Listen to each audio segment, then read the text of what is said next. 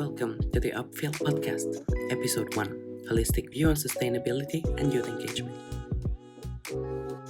Welcome everyone, I'm Kamilla Fodor, the host of today's episode, and we are to talk about today holistic view on sustainability and youth engagement. And I'm not here alone, we have two guests here, Hanna and Viivi, who are going to talk a little bit more about this topic and who are going to open up about their engagement. Just something about my background shortly. So I'm a mental health advocate, but also I'm working on a project called Upfield that you're going to learn more about in the later episodes. And I'm also really interested in non-formal education and sustainability as a topic. So that's my context and the context of the today's episode.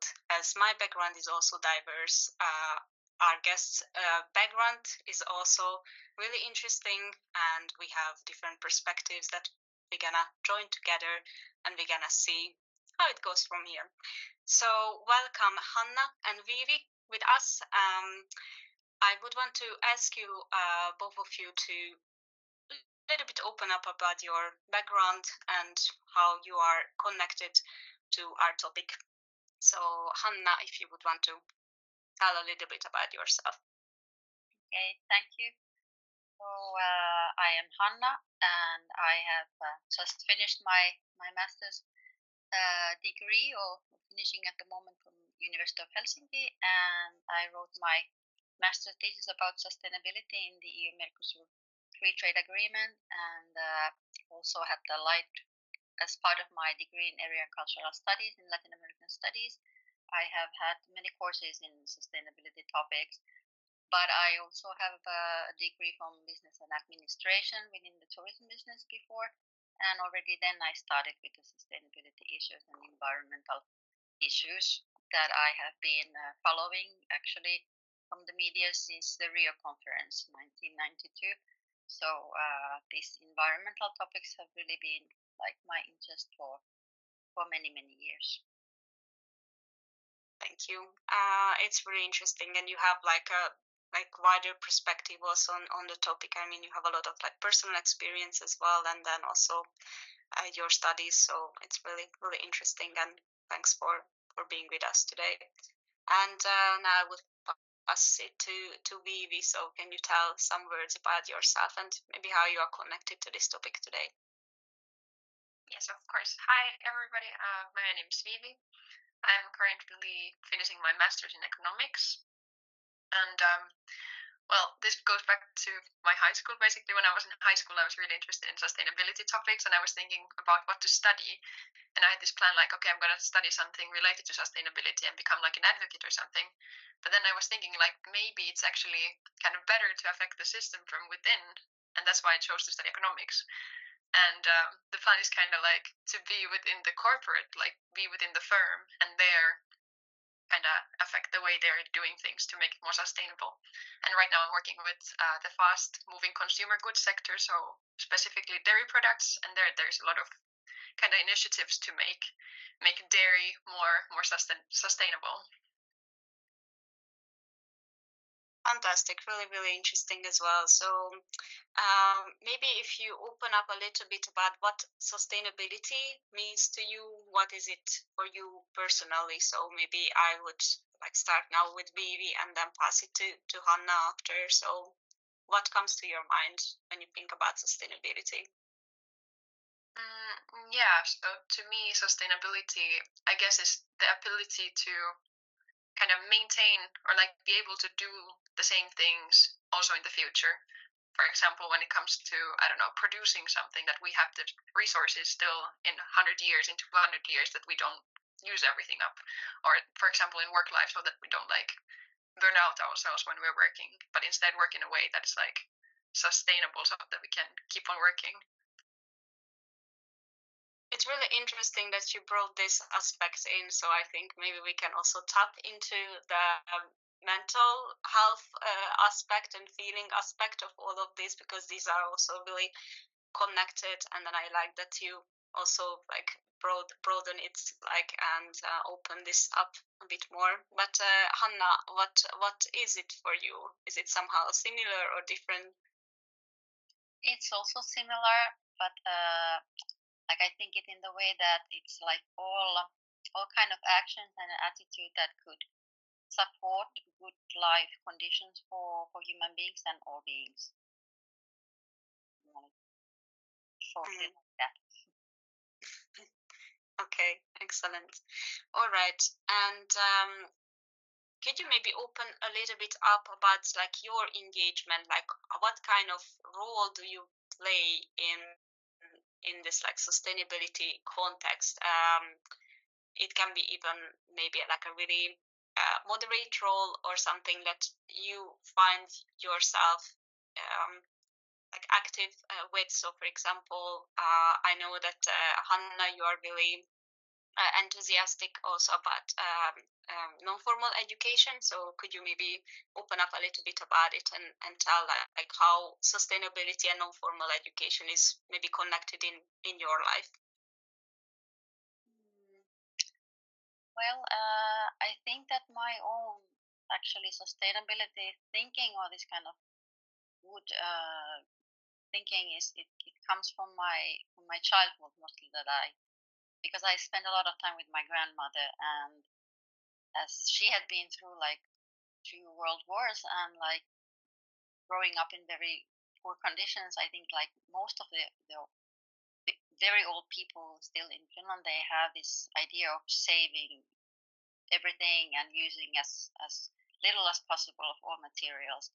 And so I kind of grew up to this kind of thinking that we should always save for the rainy day and like use everything until it's like as long as it can be used, and then recycling and all this. It kind of in action. I already got to know this kind of mentality before I knew about sustainability thinking. So I think that many people have, depends on where you live and what kind of people with, but we can do some things that are actually very environmental friendly, but we don't think about it that much. So I think, yeah. Very interesting. Yes. And Viivi, do you have any maybe similarly like memories from your childhood or maybe later on? Like when did you get in touch with this topic first? Maybe we can go into that direction. Yeah, sure. So I guess for me also like comes from quite early in like childhood or like education already. I think it was already up like in primary school or something. We had like days where they would educate us on like sustainability, especially from the perspective of like recycling. Like, you know, like if you recycle your cardboard, we can use it again and it's like sustainable. And well, that's something, for example, in one of my previous jobs, they didn't recycle the trash at the office. So I was like, okay, why don't we do this? So I would say I'm like really like a grassroots actor. It's like you can do these small changes in your everyday life. Like, for example, if your neighbor puts the plastic trash in the mixed waste trash, you can, you know, recycle it for them. Yeah, that's really true. And then I feel a lot of times like there are little things that you can really do. I mean, that are having an impact and also impacts others' thinking.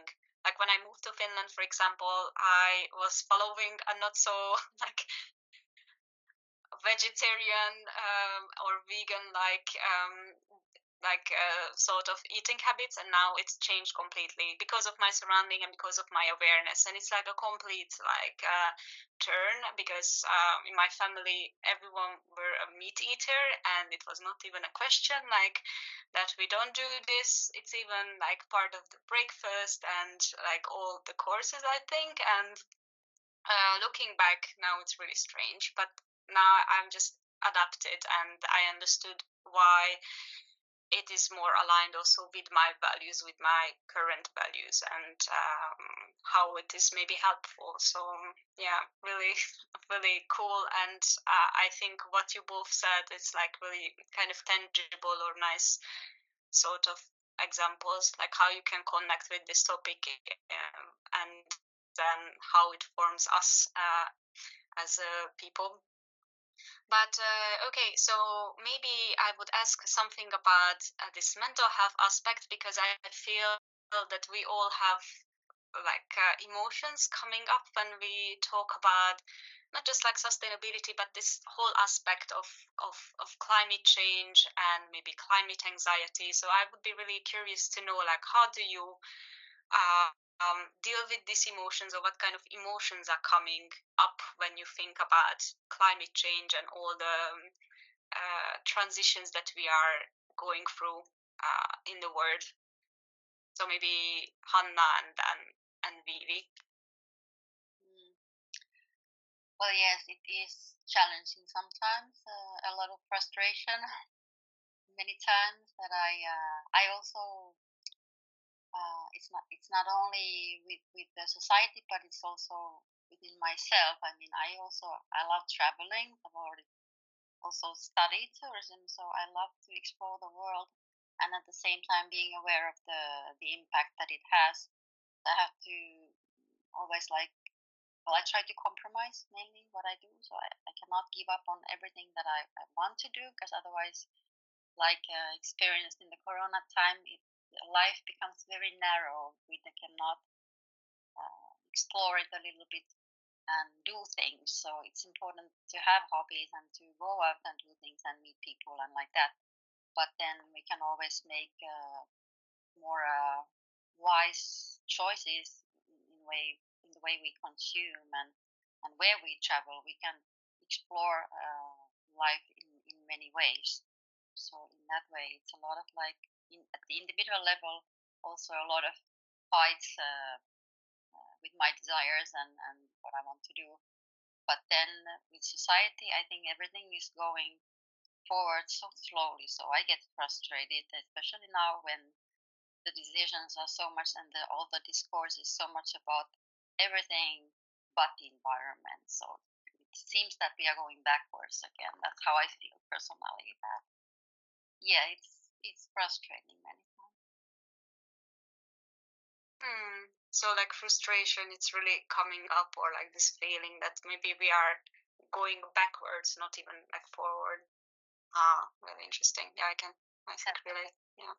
Yeah, at the moment I feel like that we are not really taking steps forward, but we actually try to give up on those goals that we've already had and have been developing for years, and now we kind of put them behind again, or put them aside and focus on other things. So in that way. Okay. Yes, thanks for sharing. Viivi, what do you think? Can you relate, or do you have any other feelings that coming up when you think about this topic? Yeah, I really resonate with Hanna. A lot of the things, for example, my partner is from Germany, and of course we want to visit his family. But then it's like, you know, you live in Finland, so it's very hard to get away from Finland in other ways than like flying or taking a ferry. So then that's something like, that's kind of, I guess, my values. Do I want to, you know, travel? But then again, I really want to travel for some reasons. And yeah, I also feel you on the political decisions and how it feels like things are not really moving forward. For example, now with the European Parliament elections, I've been listening to a lot of analysis on what the results probably are going to be like, and a lot of the analysts point towards the direction that okay, probably there's going to be people in the place of power who really don't care about these things and want to, for example, push back the goal of being carbon neutral. So yeah, that makes me kind of, you know, feel sad or like a bit hopeless. Like, what can I do if there are so many people who don't really care about this? Yeah, and I think like maybe hopelessness comes up as well as a feeling, or like this kind of like okay, frustration, hopelessness, and agony maybe. But what could be something that outbalances this, or what can you maybe personally do, or as a community do?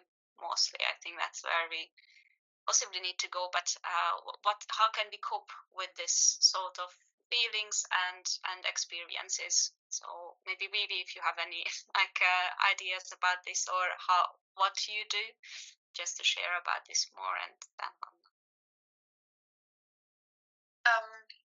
Yeah, So, well, something that I do is like realize the things that I can do and what I can't do.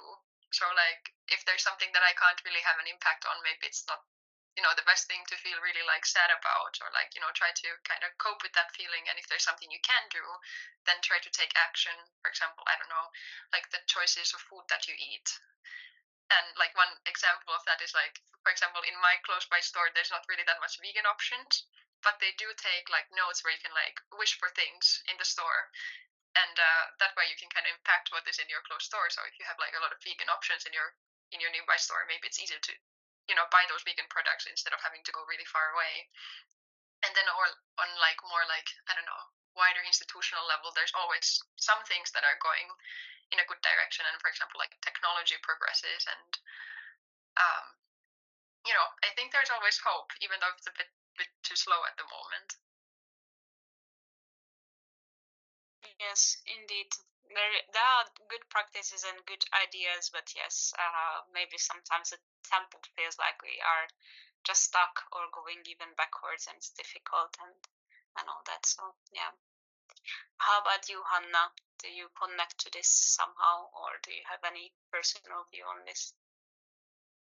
Yes, I think it's very important, like Viivi said, that focus on the things that we can do, and the personal choices are very important. And even if it didn't have that much big impact, I mean, the large picture, but still it empowers us if we do something, and especially if we unite with other like-minded people, then it gives us power. So to act at different levels, also we can do many things. Also because of the internet and other community is there, so to get this feeling that we get something done, and we actually do get things done, so it's very important. And could you give or think of any example from your studies, or even like volunteering, for example, in this organization called Maailman Vaihto that supports this sort of more community action, or like doing something together, being more aware of what is happening? So can you maybe share any thoughts on that? We have included the sustainability issues now in our volunteer training camps. We receive international volunteers to Finland, and we have different projects, mostly like social projects, and there are also communities that like do gardening and kind of environmental actions, and we are actually now developing this kind of green volunteering package that then those who really are interested in environmental topics would focus on advocacy work also, and work in environmental organizations as volunteers abroad. So then in that way connect different interests and these important issues. Yes, thank you. And Vivi, are you a part of any initiatives or organizations, or I don't know, anything that maybe moves you or interests you, and that connects you to more like a community sort of action? Can you think of anything? At the moment, actually not. I've been a part of Red Cross, where we have offered training for immigrants on first aid, not exactly related to environmental sustainability, but maybe on like social sustainability topics. Yes, in the meanwhile, like it's a thunderstorm in Helsinki, so I feel like something is coming after me. But anyway, like it's really a rainy and stormy day ahead of us. But yes, thanks for sharing.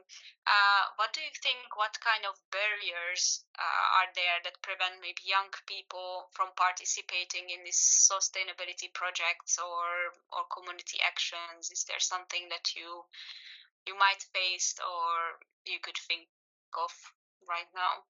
So maybe Viivi and then Hanna. Yeah, so definitely for me as a young person who is not engaged in any sustainability initiatives, really, I would say for me it's like the lack of knowledge, really, like what is out there. Because I would definitely have like the energy and like kind of the motivation to do something, but it feels like maybe there's like too much of an effort that needs to be put into finding the thing that interests you and to like take part in. Okay, really interesting. What do you think, Hanna? Like, what are the challenges, and then do you think like there is a way how like this kind of project that you are also a part of could find the young people, and then how to match this like energy with the concrete sort of action? Well, definitely the lack of resources, not only knowledge and education, yes, and then financial resources, and then to find the networks that you could work in, and then because the structures are very hard to change, so then to get actually you can do things at the individual level, but then how to change the structures, it takes more. That's a big mission, and then just the thinking of people. Also, we have this with older people. Usually, they have already found their way to live and the values that they follow. So it can be very difficult to change when you have already built your own infrastructure also around you. If you have like a family and you have all the material things that people very easily want to gather in their lives. So how to give up on these or change or want to find other alternatives. So young people have a more open-minded mind, but then where to find the people that you could work with and the kind of organization that supports these values, it can be a challenge. And then how, I mean, well, collaboration, and then I believe that there are already organizations that want to do things differently, and because they are aware that young people have different values, that it's not so much focusing on the materialistic well-being, but still I think that today, even for young people, it's very important in the identity building also to have certain status symbols, and it's very much still about the material things and where you have traveled, and then experiences also that actually require a lot of resources, and so in that way it can be difficult to reduce the use of natural resources. So there are many issues in this as well.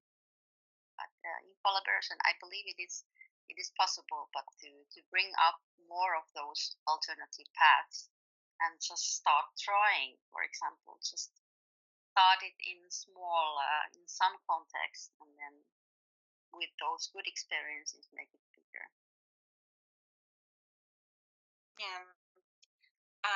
I wondered while I was listening both of you that okay, so there is like maybe lack of knowledge, lack of resources, and all the combination of this, but also what could be maybe a more encouraging sort of aspect that could help also young people, but anyone basically to join to this effort, because it's still a lot of letting go. It's still a lot of loss and maybe grief that we cannot maybe keep our lifestyle as it was before. So we need to change maybe radically and fast. And I believe it's not maybe the most attractive thing to do. Uh, but at the same time, I feel there is maybe a lack of communication about this, the urgency, and that we really need to move towards some goals. But it feels like there are many different goals, and maybe it's also overwhelming. But I don't know. I wondered, Vivi, for example, what would encourage you personally to maybe have different, I don't know, personal choice changes, or is it something that could be anyhow a solution, or you don't believe in this, like just personal change and kind of systematic change from beginning from the individual going to the community? So as I have studied economics, I immediately think about this in a like kind of a money money way. So there are items that people want to kind of consume, and what makes you not buy something, like even if you desire it, is if it's too expensive. So what I immediately kind of think of is that, I don't know, maybe there should be a way to make these things that are really harmful to the environment also really expensive to the consumer. So I don't know, some sort of like a carbon tax or something. Like if there are products, for example, like meat or cheese in the food sector, maybe those should be more expensive because they are more like resource intensive. But yeah, so that would kind of give an incentive to the people to not buy these things as much. But then from the perspective of the companies, I mean, of course they wouldn't want to do this because that's their business, but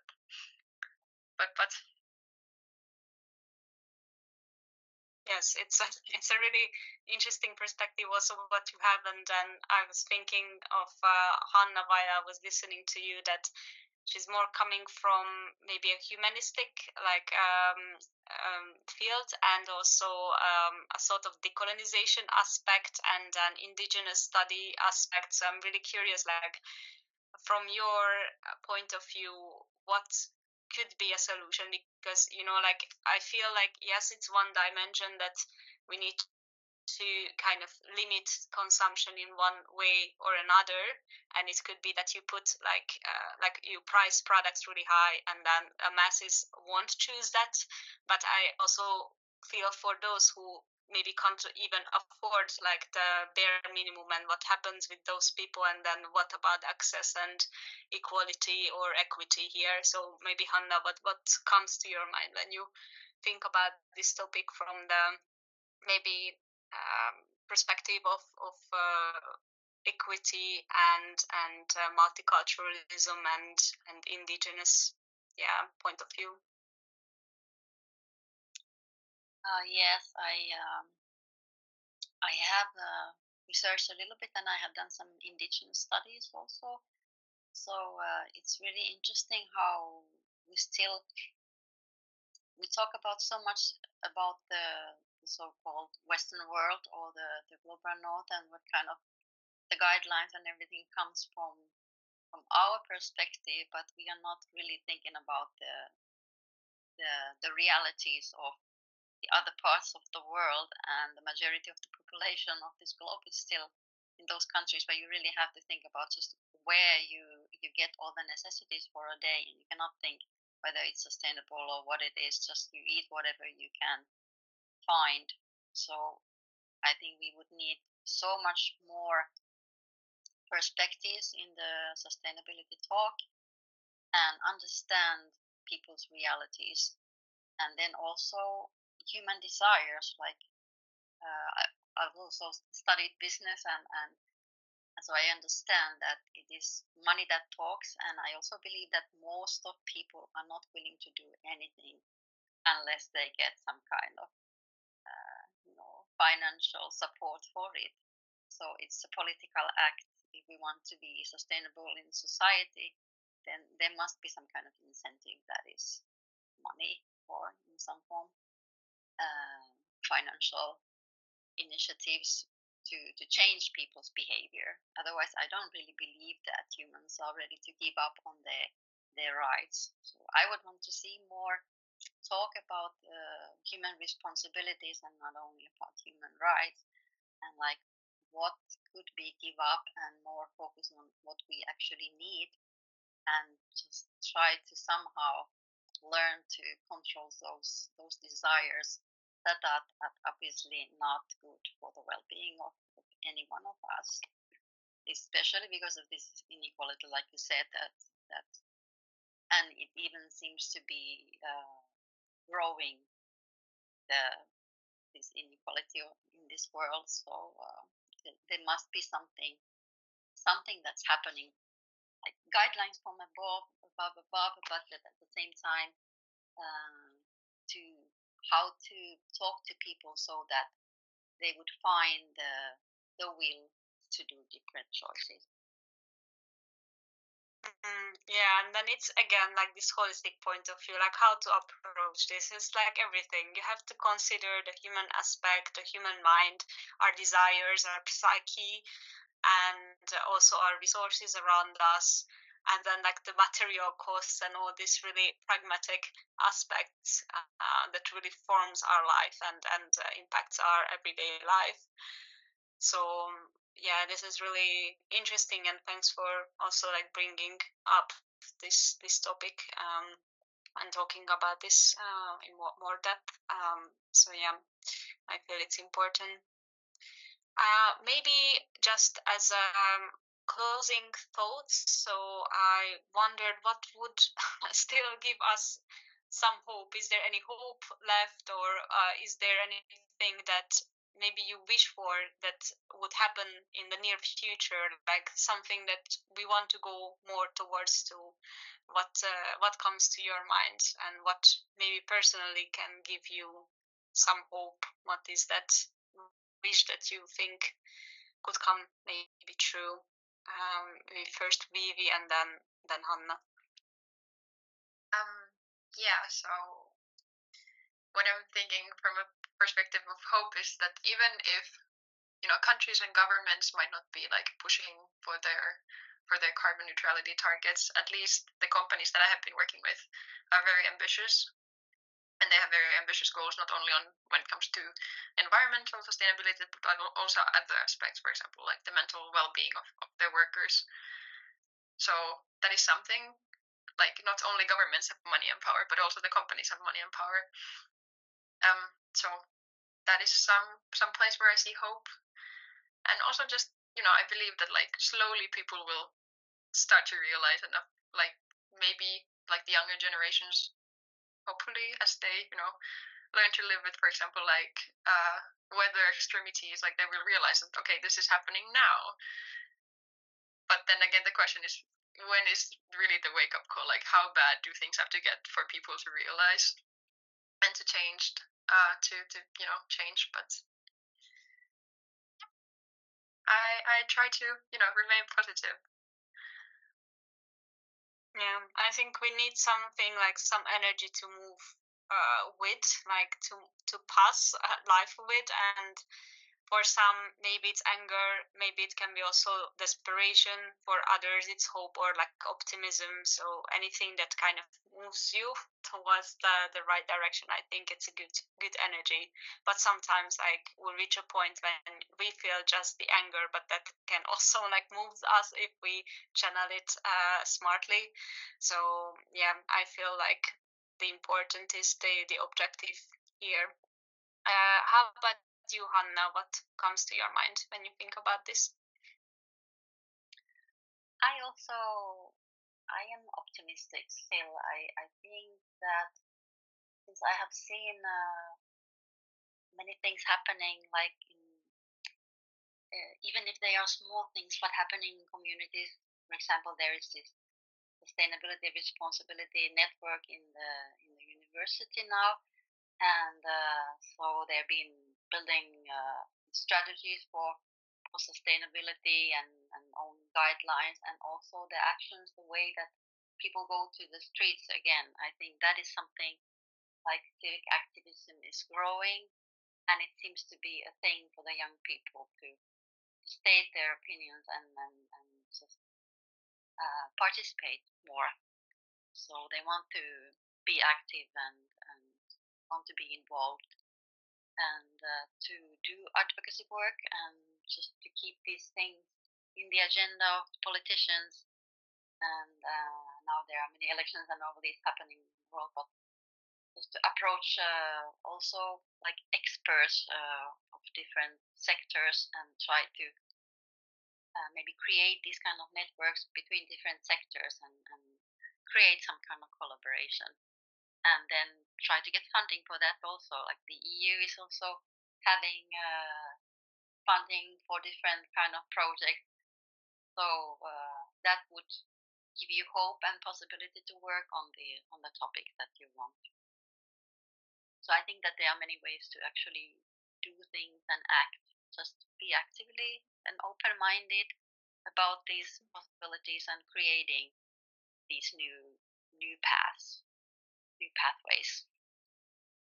Oh, it was like such a nice sort of ending words or like closing. So it was really, really insightful. And I feel this is also what we try in our own way to do with this project Upfield, to sort of give some maybe educational material or awareness, but also to maybe spread the word and connect people with some projects and encourage some little changes that needs to be done. And I believe personally that there is some hope out there, and there is nothing else. I mean, we need to move towards somewhere. I don't really believe in just giving up and having a passive sort of role in this, but we are all together in this, and we need to find a really manageable way out of these troubles in the best possible way. So, yeah. But thank you very much for Hanna and Viivi being here and sharing your thoughts. And hopefully, we could have a discussion later on as well, and just meet in person some days. And thank you very much for sharing your experiences and expertise.